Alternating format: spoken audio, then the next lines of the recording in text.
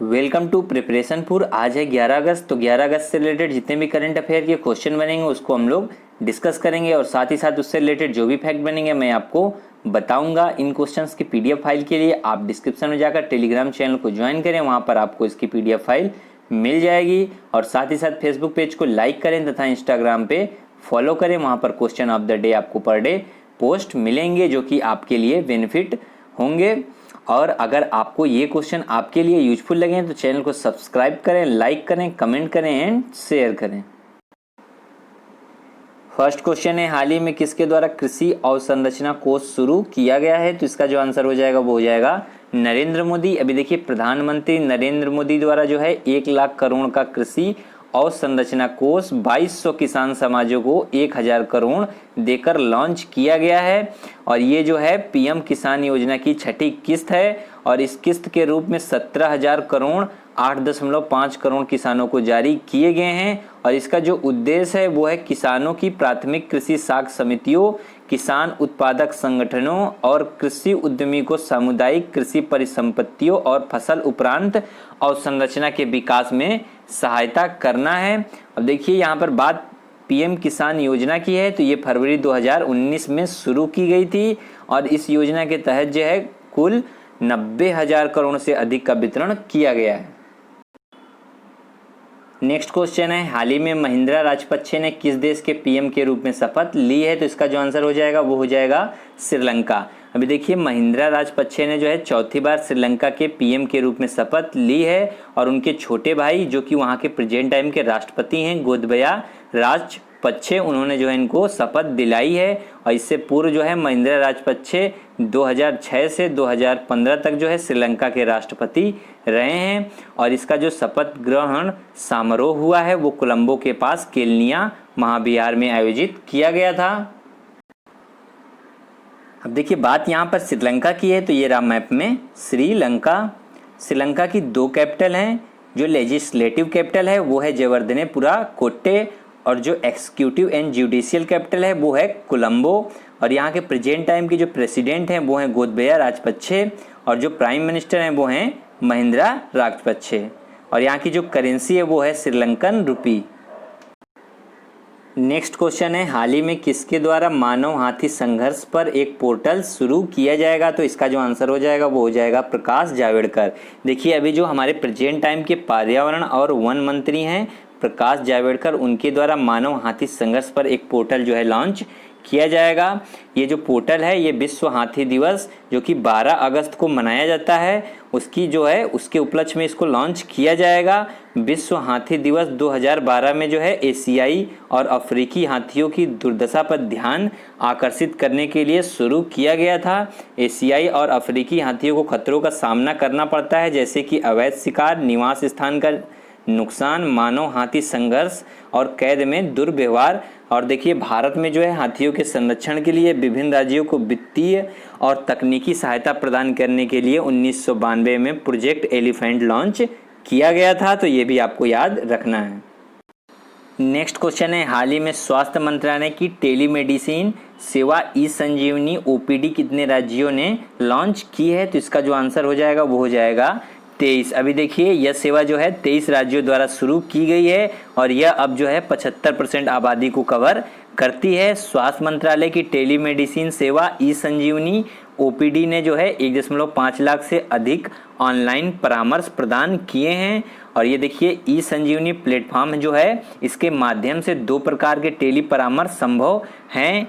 First है doctor to doctor और second है मरीज से डॉक्टर। देखिए सरकार जो है Ayushman Bharat health and wellness centre कार्यक्रम के तहत ई संजीवनी लागू कर रही है और सरकार ने 16 जून 2009 को ई संजीवनी लॉन्च किया है।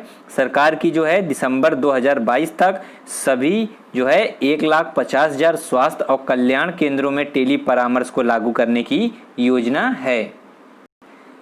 अब देखिए बात यहाँ पर स्वास्थ्य कल्याण मंत्रालय की है, यानी कि स्वास्थ्य मंत्रालय की बात है, तो प्रेजेंट टाइम के हमारे जो स्वास्थ्य मंत्रालय के मिनिस्टर हैं वो हैं डॉक्टर हर्षवर्धन।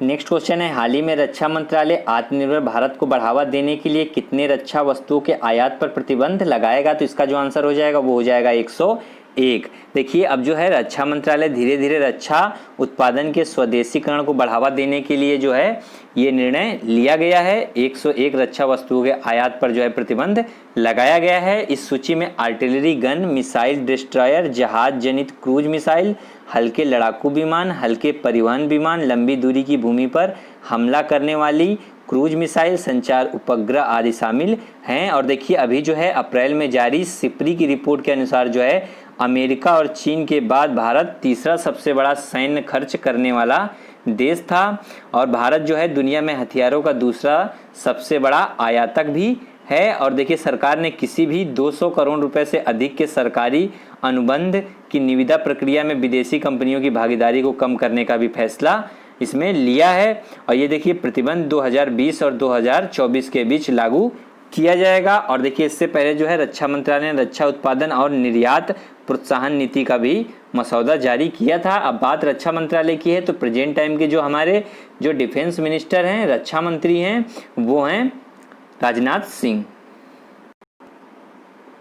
नेक्स्ट क्वेश्चन है, हाल ही में किस राज्य के कानूनी सेवा प्राधिकरण ने पहली बार ऑनलाइन लोक अदालत का आयोजन किया है? तो इसका जो आंसर हो जाएगा वो हो जाएगा दिल्ली। अभी देखिए वर्तमान में चल रही कोविड-19 महामारी के लिए रचनात्मक समाधान लाते हुए दिल्ली राज्य कानूनी सेवा प्राधिकरण ने जो है हाल ही में दिल्ली में पहली बार ऑनलाइन लोक अदालत का आयोजन किया है। और समाज की बेहतरी के लिए नए तरीके सीखने और अपनाने की जरूरत को ध्यान में रखते हुए ये कदम उठाया गया है। दिल्ली राज्य कानूनी सेवा प्राधिकरण राष्ट्रीय विधिक जो है सेवा प्राधिकरण के तहत कार्य करता है। अब देखिए बात यहाँ पर लोक अदालत की है तो यह भारत में एक वैकल्पिक विवाद समाधान तंत्रों में से एक है। इसे जो है कानूनी सेवा प्राधिकरण अधिनियम 1987 के तहत वैधानिक दर्जा दिया गया है।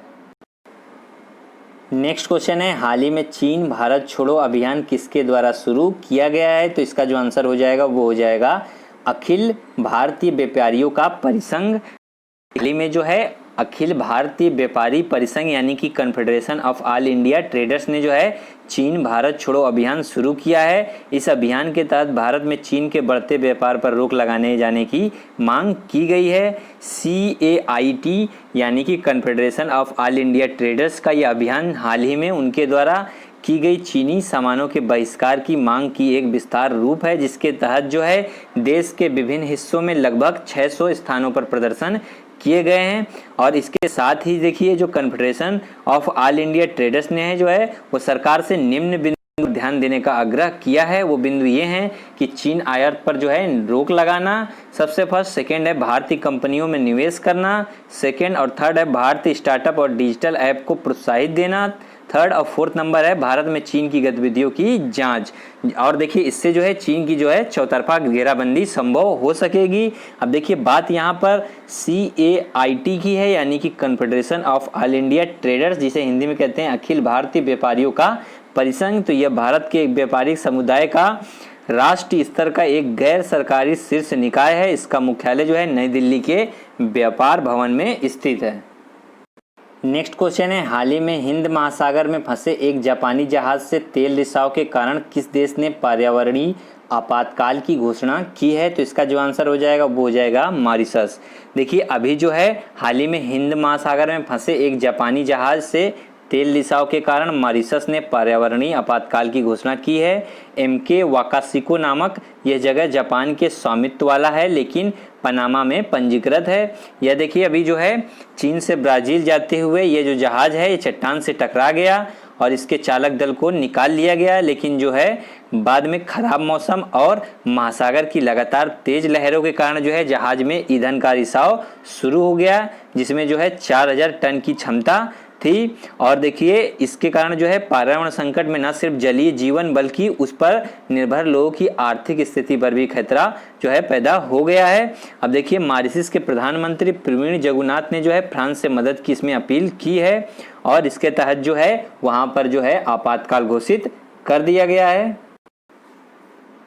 देखिए बात अब मॉरिशस की है तो ये रहा मैप में मॉरिशस की जो कैपिटल है वो है पोर्ट लुइस और यहाँ के जो प्रेसिडेंट हैं वो हैं पृथ्वीराज सिंह रूपन। यहाँ के जो PM है वो हैं प्रविंद जगन्नाथ और यहाँ की जो करेंसी है वो है मॉरिशस रूपी। नेक्स्ट क्वेश्चन है, हाल ही में बहुपक्षीय अभ्यास कॉकस किस देश में आयोजित किया जाएगा? तो इसका जो आंसर हो जाएगा वो हो जाएगा रूस। देखिए रूस जो है बहुपक्षीय अभ्यास कॉकस आयोजित करता है और रूस ने भारत को रूस के अस्त्राखान में आयोजित होने वाली बहुपक्षीय सैन्य रशियन कॉकस 2020 रणनीतिक कमांड पोस्ट अभ्यास में हिस्सा लेने के लिए आमंत्रित किया है। और इसमें देखिए भारतीय दल में 150 सैन्य कर्मी सहित नौसेना और वायुसेना के कुछ कर्मी शामिल होंगे। कॉकस 2020 को जो है ककाकस 2020 के नाम से भी जाना जाता है। देखिए बात अब रूस की है, तो ये रहा मैप में रूस की जो कैपिटल है वो है मॉस्को और यहाँ के जो प्रेसिडेंट हैं वो हैं व्लादिमीर पुतिन और यहाँ के जो प्राइम मिनिस्टर है वो हैं मिखाइल मिशुस्तिन और यहाँ की जो करेंसी है वो है रसिया रूबल। और देखिए यहाँ की जो पार्लियामेंट है वो है ड्यूमा और ऐसे ही जापान की जो पार्लियामेंट है वो है डायट। नेक्स्ट क्वेश्चन है, हाल ही में पीएनबी हाउसिंग फाइनेंस के नए प्रबंधक निदेशक और मुख्य कार्यपालक अधिकारी के रूप में किसे नियुक्त किया गया है? तो इसका जो आंसर हो जाएगा वो हो जाएगा हरदयाल प्रसाद। देखिए अभी हरदयाल प्रसाद को Punjab national bank housing finance के नए प्रबंधक निदेशक और मुख्य कार्यपालक अधिकारी के रूप में नियुक्त किया गया है और ये इससे पहले एसबीआई कार्ड के प्रमुख के रूप में काम कर चुके हैं और वर्तमान में अंतरिम प्रबंधन निदेशक और कंपनी के मुख्य कार्यकारी अधिकारी नीरज व्यास का जो है ये पद ग्रहण करेंगे, जो कि 10 अगस्त 2020 को अपना पद त्याग रहे हैं। देखिए बात अब पीएनबी यानी कि पंजाब नेशनल बैंक की है। तो इसकी स्थापना हुई थी 12 अप्रैल 1894 में और इसके जो संस्थापक थे वो थे दयाल सिंह मजीठिया और लाला लाजपत राय और इसका जो हेडक्वार्टर है वो है न्यू दिल्ली में और इसके जो प्रेजेंट टाइम में सीईओ हैं वो हैं SS Mallikarjun Rao. Next question है, हाल ही में किस राज्य केंद्र शासित प्रदेश सरकार ने इलेक्ट्रिक वाहन नीति शुरू की है? तो इसका जो आंसर हो जाएगा वो हो जाएगा दिल्ली। अभी देखिए दिल्ली सरकार ने इलेक्ट्रिक वाहन नीति लागू की है जिसके तहत सरकार जो है शहर में पंजीकरण शुल्क और सड़क कर में छूट देगी तथा नई इलेक्ट्रिक कारों को 1 लाख रुपए तक की प्रोत्साहन राशि देगी। और इस नीति का उद्देश्य जो है अर्थव्यवस्था को मजबूती देना, नौकरियां पैदा करना और प्रदूषण कम करना है तथा इसे अधिसूचित कर दिया गया है। केंद्र सरकार की फेम ऑफ इंडिया फेज 2 योजना के तहत जो है केंद्र शासित प्रदेश कुछ प्रोत्साहन भी प्रदान करेगा। अब बात देखिए दिल्ली की है, तो ये रहा मैप में दिल्ली के जो प्रेजेंट टाइम में मुख्यमंत्री यानी कि चीफ मिनिस्टर हैं वो हैं अरविंद केजरीवाल और उपराज्यपाल हैं वो हैं अनिल बैजल। नेक्स्ट क्वेश्चन है, हाल ही में 77 नए प्रजातियों सहित तितलियों की 140 दुर्लभ प्रजातियां कहाँ खोजी गई हैं? तो इसका जो आंसर हो जाएगा वो हो जाएगा महाराष्ट्र। देखिए हाल ही में जो है 125 वर्षों के लंबे अंतराल के बाद महाराष्ट्र में मुंबई के पास माथेरान में जो है 77 नए प्रजातियों सहित तितलियों की 140 जो है दुर्लभ प्रजातियां खोजी गई हैं। और देखिए इससे पहले जो है 1894 में एक शोधकर्ता ने 78 प्रजातियों की पहचान की थी। तब इन तितलियों को इस पर्यावरण संवेदनशील क्षेत्र में संहिताबद्ध किया गया था। यह खोज जो है बॉम्बे नेचुरल हिस्ट्री सोसाइटी और सोम्या विद्या बिहार विश्वविद्यालय के वैज्ञानिकों द्वारा की गई है। और देखिए इसे जो है जैव विविधता डेटा जर्नल में एक शोध पत्र में भी प्रकाशित किया गया है। अब देखिए बात यहाँ पर महाराष्ट्र की है, तो ये रहा मैप में महाराष्ट्र की जो कैपिटल है वो है मुंबई। और देखिए महाराष्ट्र की जो है स्थापना हुई थी राज्य के रूप में वो हुई थी 1 मई 1960 में। इसलिए जो है 1 मई को महाराष्ट्र दिवस मनाया जाता है और 1 मई को ही गुजरात दिवस मनाया जाता है और 1 मई को ही जो है विश्व मजदूर दिवस भी मनाया जाता है। तो आपको इतने रिलेटेड क्वेश्चन याद रखने हैं। और यहाँ के जो चीफ मिनिस्टर हैं वो हैं उद्धव ठाकरे और यहाँ के जो डिप्टी चीफ मिनिस्टर हैं वो हैं अजीत पवार और गवर्नर हैं भगत सिंह कोश्यारी। देखिए लास्ट क्वेश्चन जो मैंने आपसे क्वेश्चन ऑफ द डे में पूछा था कि हाल ही में यूपीएससी के नए अध्यक्ष के रूप में किसे नियुक्त किया गया है? तो इसका जो राइट आंसर था वो था प्रदीप कुमार जोशी। नेक्स्ट क्वेश्चन है क्वेश्चन ऑफ द डे में आपके लिए कि 2022 में आयोजित होने वाला वर्ष 2020 के लिए आईसीसी पुरुष टी20 विश्व कप कहां होगा? तो इसका जो है आंसर आपको कमेंट करना है और साथ ही साथ इसके बारे में भी लिखना है। अगर आपको ये क्वेश्चन आपके लिए इंपॉर्टेंट लगे तो चैनल को सब्सक्राइब करें, लाइक करें, कमेंट करें एंड शेयर करें। और इन क्वेश्चन की ऑडियो फाइल के लिए जो है अब आप खबरी चैनल को ज्वाइन करें, वहां पर प्रिपरेशन पर सर्च मारें या डिस्क्रिप्शन में जाकर खबरी चैनल की लिंक से ज्वाइन कर सकते हैं। वहां पर आपको इसकी ऑडियो रिवीजन के रूप में ऑडियो जो है मिल जाएगी। ओके, आज के लिए इतना ही रखेंगे। Thank you.